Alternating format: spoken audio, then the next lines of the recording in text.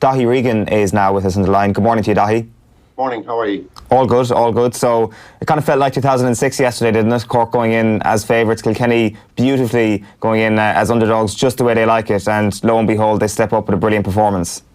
Yeah, there was a lot of similarities, and I listened to Tommy Walsh before the game on with you guys, and he mentioned a lot of the similarities, whereby Cork's fast-moving game, very, very pacey forwards, and Kilkenny basically deciding to hurl disciplined and hurl man for man, and it kind of played itself out that way. I did think during the first half Cork were playing the better brand of hurling, but you know, they couldn't really shake Kilkenny. The long ball into Fennelly was causing a lot of problems. Richie Hogan was playing well. TJ Reid was again, like he's done, a lot of teams were double teaming up on him and giving him very little room. But Patrick Horgan, of course, was on fire. But I think there was enough warning signs there for Cork in the first half that Kilkenny just were upping the intensity and ratcheting it up, and at no stage did it dilute. And ultimately what happens with that, very similar to the likes of 06, was it broke Cork's pattern and the ease with which they were able to pick out lovely diagonal balls. Now, they did get a foothold again once Kilkenny had taken a substantial lead in the second half. Cardigan was looking really dangerous, and obviously Horgan scored an incredible goal. But really, Kilkenny then, the way they answered back from that and kicked on, was one of the things that stood out for me. I thought the second half was a brilliant game of hurling. I thought the last 20-odd minutes, 25 minutes, was as good as we've seen this year. I didn't think Kilkenny would win, to be honest. Like many, I did think Cork would win. But if you look at the old quartet of Richie Hogan, Wally, Fennelly and Reid in the second half, they were so instrumental. And the guys that they brought in did very well as well. So it was a brilliant performance. And to look at the joy on Cody's face, he gets as much joy now as he ever did when they were winning All-Ireland finals. And that was a big one for him yesterday, because he'll have known that a lot of people had them pretty much written off. It was a marvellous victory. Very well prepared for Kilkenny side. Yeah, for sure. It's intriguing that you bring up that idea of how both sides reacted to certain events in the game. Like Kilkenny's reaction after a poor enough start, putting Joey Holden back on the edge of the D as a sweeper was an interesting tactical shift, and really he won it on the sideline, didn't he? When it comes to a plan B or a C or whatever it may have been, Kilkenny came out on top in that department. Oh, there's no doubt, dropping Joey Holden back, because they were hemorrhaging really early, and the fact that there was nobody back there. And I note during the commentary, Brendan Cummins had noted that Kilkenny played the Kilkenny way. Everyone will mark a man and that's it. They don't do tactics. And within 4 or 5 minutes, Joey Holden was back, and they did need it. And he played very well. He read the game very well. So they adapted very quickly. But it was very obvious that Kilkenny's game plan was to try and get in Cork faces, to break up the flow and the momentum that Cork like to play with it. And Cork are very structured. They're very, very quick. They like to use the likes of Harnedy, Cadigan, Horgan, fellas like that with speed. They like to overlap. And Kilkenny just really got in their face, a la 13 years ago, and just tried to frustrate them, break the game up, make it more fractured, and take the structure away from Cork. And they were very successful in doing that. And they were more willing to play. Kilkenny played a lot of intelligent ball. And I mean, the ball into Fennelly, he was really good yesterday. His touchdown, actually, for Richie Hogan's goal was just an incredible feat of skill. In many respects, as good as what Pat Horgan did the far end, because 3 of them were going up for the ball. He turned the boss of the hurl slightly because he knew Hogan was making the run in behind. It was an incredible feat of skill. Tremendous game, which held us right to the very end. Were you surprised by Richie Hogan's performance? We all know he had it in him, and this is very much kind of an ace up the sleeve sort of job, that when you have that player in your department, when you have that player who can come and put in that unbelievably high level of performance, you've always got a chance against any team in the country, and so it proved yesterday. I wasn't surprised by his performance. I mean, Richie has acknowledged himself, he's taken a couple of years out to concentrate on what's left of his career, to give to the game the best that he can, to put himself on the pitch in the best physical condition that he can, to maximise his potential as a player for him and his team. And when you're as good as Richie Hogan has been, well then nothing should surprise us about his performance level, because he's a top-class player. He's got fantastic skill, he has brilliant vision, he's very, very accurate. And when he's at kind of optimum fitness, well then he's a serious guy to have back. And like I say, the subs did very well coming in, but it shouldn't be lost on the fact that Wally Walsh, who's had an average year to date, how good was he when he came in? So you were back to that quadrant there of those four guys, the really experienced fellas who stood up, Cody's lieutenants on the pitch. They all stood up and they brought the other fellas with them, and it was like looking at Kilkenny of old. I was really impressed. I didn't think that level and quality was there to sustain it, but I was very surprised but heartened, because I think Kilkenny, when they're very good, they're a joy to watching the way they play it. So I think Cody's fingerprints were all over. The ethic was there from the start.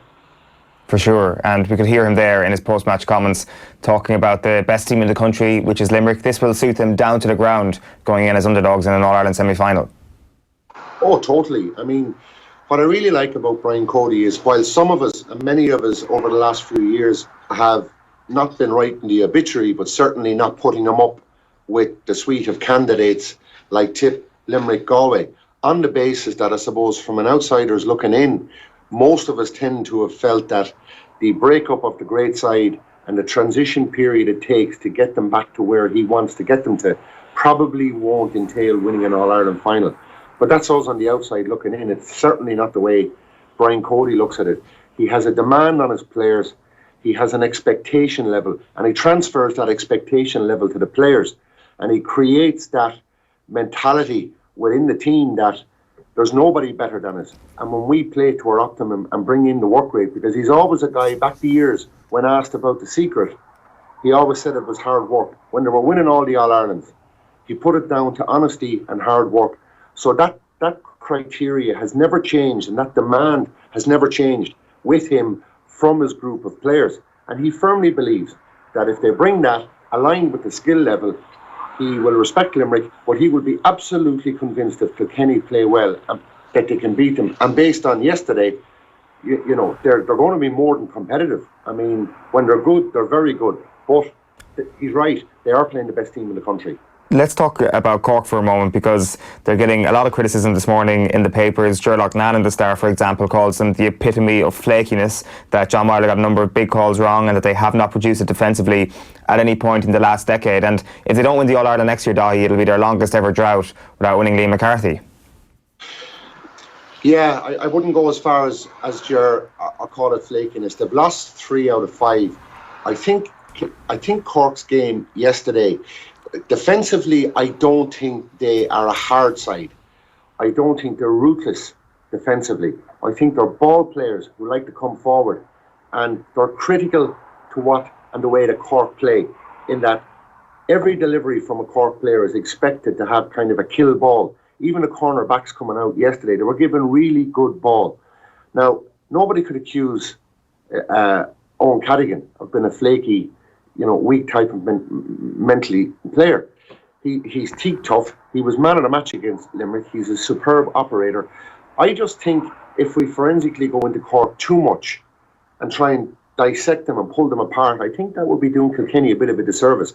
Kilkenny were superb yesterday. Cork played very well for long periods of the game. You see, the difficulty we have is when you lose a game like that and you factor in that they've gone a number of years without winning something, it's easy to turn the knives in Cork. I look at it more a case that they were beaten in a shootout yesterday in a really top quality game. Now, a lot of these people that are writing them off were the same people that were tipping them as real contenders for the All-Ireland final this year. And Limerick may very well beat, or Kilkenny may beat Limerick and end up in an All-Ireland final. So you can only judge, really, at the end of the year, when you look at your winners, then you can kind of dissect it more. On the day, Cork played very well at times. Now, defensively, okay, I don't think they're teak tough, and I don't think they have the art of really good defending. I think on the ball, they're all brilliant players, but I don't think they're ruthless enough defensively. But I do think they're a good side. But again, when they got it in direct to Horgan, he caused damage. Cadigan got some great points when they played the corners. Kilkenny played a more direct brand of hurling than Cork did yesterday. And to me, that saw them in the end. They brought Walter Walsh on, etc. Cork at times can be very clinical when it's going well for them, but they can overdo this passing game. And the only way you break a passing game is you bring to the battle what Kilkenny brought yesterday. in that no Cork player on the ball, as best as possible. Kenny tried to close them down. Their game held up somewhat, but it broke down enough for Kilkenny to mine enough scores. I wouldn't be massively critical of Cork. I still think they're a fine side. I don't know what John Myler will do, but I think he's been good with Cork. Obviously, it's a disappointment. The ambition was to win an All-Ireland final. But I would be reluctant to be massively critical. They were beaten in a wonderful game that for long periods could have gone anyway. There's a bit of criticism coming in this morning as well for Tipperary after their performance despite winning against Laois yesterday. Anthony Daly in the Examiner says there was an air of cockiness around Tipperary's approach. Is that something you'd go along with, Daithi? No, not at all. Not at all. I thought Tipperary were clinical yesterday. I thought Tipperary played well. I thought their hurling was on the money in many respects, but you've got to remember again what Laois brought to it. There was quite a unique atmosphere there yesterday. And I mean, for a team to be losing during the course of the game and their supporters to be behind them as much as they were, it was very enjoyable. It was quite unique. I think the strides that Laois have made, I don't think anybody thought somebody from the second region of hurling could make strides as much as Laois have done. And in many respects, it's one of the stories to say you have the top echelon of teams, but when you get a structure, a really good manager and a group of players that buy into it, that gap can be narrowed. I think it's very, very harsh on Tipperary. Like I say, they were clinical. They never looked like they were going to lose it. I thought, like their forwards have been all year, their touch at times was just sublime and brilliant. And I think there was another gear there. I mean, I thought watching the game yesterday that no matter what Tip do, they're on a loser here. Because the expectation was, and the spread was 15 or 16 points. I never thought that was achievable because it was a great workout for Tipperary. Because Laois brought everything, and they brought a dog fight to a dog fight. And I thought it was a really good warm-up for Tipperary, who never looked like losing. And I certainly don't go along that there was an arrogance to them yesterday. I thought they were clinical. And I think the semi-final against Wexford is going to be an absolutely fantastic battle. But that performance yesterday will be ratcheted up notches by Tipperary. There'll be absolutely no complacency on there. So I do think Dale was a bit hard on him, yeah. Just in terms then of Laois, just as a final point then, Daithi, in terms of, this is obviously kick-started the conversation or kind of accelerated the conversation about the championship structure and how the Leinster Championship should look. In your view, what is the ideal Leinster Championship now? Well, I mean, there's an argument to say you have 6 and then, does it go to 8? One of the reasons they're talking about 6 in it, principally, is because everybody suspected that once Laois came up, they're going to automatically go down. And people suggested it wasn't fair on them. Well, would people be as quick to suggest that now? I don't know how much you can keep tinkering with the championship. I know Eddie Brennan isn't going to be looking at the Leinster Championship next year thinking, we're automatically back down and the hard work will be done. I think he's a very ambitious young man. He's a very ambitious manager. And more critically, it seems he's got an ambitious bunch of players. Now, the key for Laois is how many more players can he bring back into the fold? That's an extraordinary achievement to do what he's done, but he can get some of these guys who haven't been involved buying into the mentality. Why shouldn't they progress further? I mean, I looked at them when Cheddar was there, and in 2 consecutive years, they were very unlucky to lose to Galway. The 6th element only came into it as a fairness to Laois, that it's not fair if they go back down. If that's the only reason to make it 6, well then I think Laois have made that argument redundant. Let other teams worry about Laois next year. It's not automatic that they're going to go back down. No, absolutely not. Maybe leave it. Maybe leave it. We can't keep tinkering every single year to suit every argument or every result that comes up. Daithi Regan, thanks a million for taking the call this morning. Cheers, guys. Bye-bye.